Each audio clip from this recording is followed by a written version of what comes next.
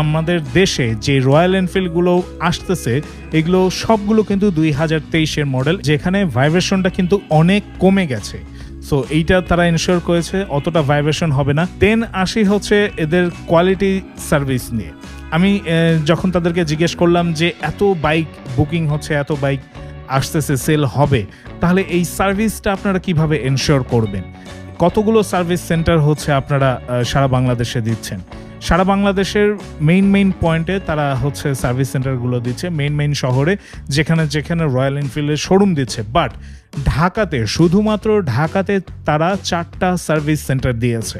একটা হচ্ছে উত্তরাতে, একটা হচ্ছে তেজগাঁ যেটা মেইন শোরুম সেইখানে, আরেকটা হচ্ছে বংশালে এবং আরেকটি হচ্ছে মিরপুর 60 ফিটে। সো ঢাকাতে কিন্তু তারা 4টা সার্ভিস সেন্টার দিয়েছে, যেখানে সার্ভিস নিতে আপনারা স্বাচ্ছন্দ্য বোধ করবেন এবং বাসা দূরে, এত দূরে আসবো সার্ভিস নিতে, ব্যাপারটা নিয়ে টেনশন করতে হবে না।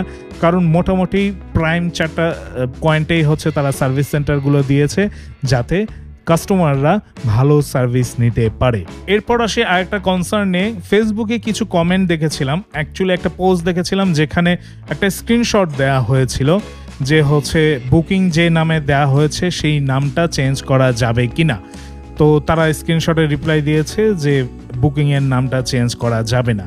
তো আমার কাছে মনে হয়েছে জিনিসটা নিয়ে যতটা জল ঘোলা, মানে পানি ঘোলা করা হয়েছে, ততটা আসলে সিরিয়াস কিছু না।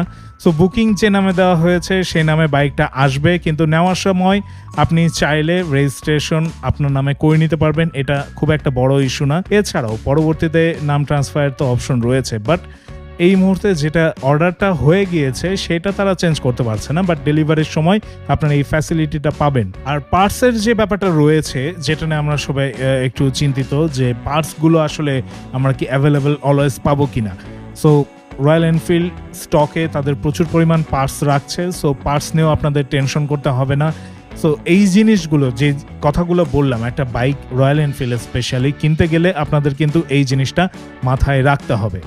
আপনার প্রথমত হচ্ছে আপনারা যখন বুকিং দেবেন, সো বুকিংটা দেওয়ার পরে নভেম্বরে যেমন জুন, তাহলে ডিসেম্বর, জানুয়ারি, ফেব্রুয়ারি, মার্চ, এপ্রিল, মে, জুন, প্রায় 7 মাস অপেক্ষা করতে হবে। অনেক সময় তারও কম হতে পারে, কারণ কিছু বাইক আবার লাস্ট মান্থ যখন লঞ্চ হলো তখন যখন আমরা গিয়েছিলাম তখন দেখলাম যে এপ্রিলেই পাচ্ছে। যত বুকিং আসতেছে ডেট তত পিছাচ্ছে, চাপ তত বাড়তেছে। সো এই জিনিসটা আপনাদেরকে মাথায় রাখতে হবে।